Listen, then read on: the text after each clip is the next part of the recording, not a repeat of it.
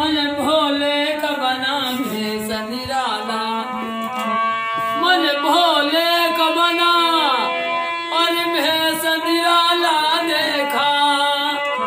हाँ त्रिशूल गले मुंड का माला देख,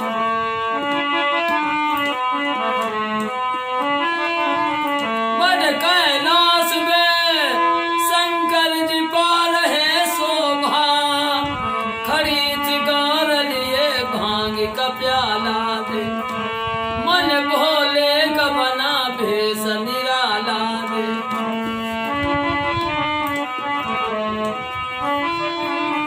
जनेऊ कानों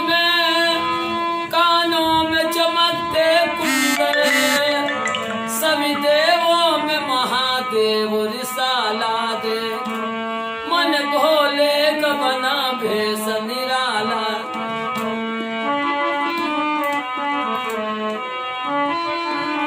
भजन तन मन से करूं रूप नारायण शिव का। सभी देवों में महादेव रिसाला दे, मन भोले का बना भेष निराला दे। भगवान को आइए बात करते हैं लोधेश्वर महादेवा के बारे में। प्राचीन शिव मंदिर जिला बाराबंकी की रामनगर तहसील के महादेवा गांव में घाघरा नदी के तट पर स्थित है। लोधेश्वर महादेव का एक प्राचीन इतिहास है। इस मंदिर का शिवलिंग पृथ्वी पर उपलब्ध 52 अनोखे एवं दुर्लभ शिवलिंगों में से एक है। ऐसा माना जाता है कि महाभारत काल से पूर्व भगवान शिव को एक बार फिर से पृथ्वी पर प्रकट होने की इच्छा हुई। पंडित लोधेराम अवस्थी एक विद्वान ब्राह्मण, सरल, दयालु और अच्छा स्वभाव वाला ग्रामीण था। एक रात भगवान शिव ने सपनों में उसे दर्शन दिए। अगले दिन लोधेराम, जो पुत्र विहीन थे, अपने खेत में सिंचाई करते हुए उसने एक गड्ढा देखा जहां से सिंचाई का पानी पृथ्वी में जाकर गायब हो रहा था। उन्होंने उस गड्ढे को पाटने के लिए कड़ी मेहनत की, लेकिन असफल घर लौटा। रात में उसने फिर से उसी प्रतिमा को अपने सपनों में देखा और मूर्ति को फुसफुसाते हुए यह कहते हुए सुना, उस गड्ढे में जहाँ पानी जाकर गायब हो रहा है, मेरा स्थान है, वहाँ मुझे स्थापित करो, इससे मुझे तुम्हारे नाम से प्रसिद्धि मिलेगी। ऐसा कहा जाता है कि अगले दिन जब लोधेराम उस गड्ढे की खुदाई कर रहा था तो उसका उपकरण किसी कठोर पदार्थ से टकराया और उसने अपने सामने वही मूर्ति देखी और उसमें रक्त स्राव हो रहा था जहां उनका उपकरण मूर्ति पर पड़ा था। यह निशान आज भी देखा जा सकता है। इस दृश्य से लोधेराम भयभीत हुआ, परंतु मूर्ति के लिए खुदाई जारी रखी, पर मूर्ति के दूसरे छोर तक पहुंचने में असफल रहा। उसने उसे जस का तस छोड़ दिया और उसी स्थान पर मंदिर का निर्माण किया, जिसे अर्ध नाम लोधे और भगवान शिव के ईश्वर का नाम दिया, और इस प्रकार भक्त के नाम अर्थात लोधेश्वर से प्रसिद्ध हो गया। तत्पश्चात ब्राह्मण को 4 बेटों का आशीर्वाद मिला। महादेवा, लोधौरा, गोबरा और राजनापुर के नाम दिए गए। इन नामों वाले गांव आज भी विद्यमान हैं। महाभारत में कई प्रकरण हैं जहां इस प्राचीन मंदिर का उल्लेख है। महाभारत के बाद पांडव ने इस स्थान पर महायज्ञ का आयोजन किया था। एक कुआं आज भी पांडव कूप के नाम से यहां अस्तित्व में है।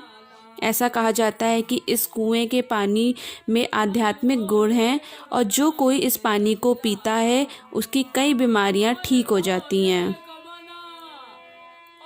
दुनिया भर में मेलों और जनमानस के एकत्रित होने वाले समूह के इतिहास में महादेवा के महाशिवरात्रि के अवसर पर आयोजित मेला अद्वितीय है। इस त्योहार के मेले के अवसर पर इस जगह पर आने वाले लाखों श्रद्धालुओं में एक भी महिला भक्त नहीं होती हैं। आइए बात करते हैं पारिजात वृक्ष के बारे में।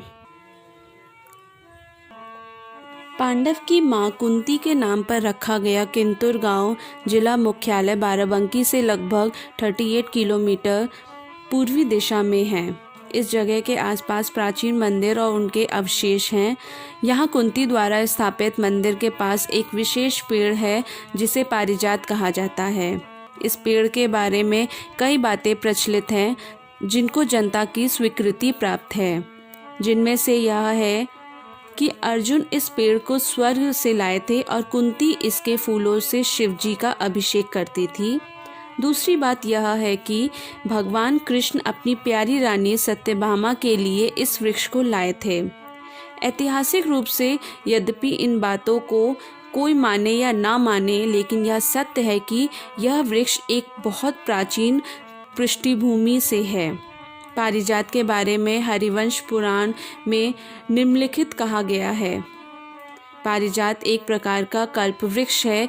कहा जाता है कि यह केवल स्वर्ग में होता है। जो कोई इस पेड़ के नीचे मनोकामना करता है वह ज़रूर पूरी होती है।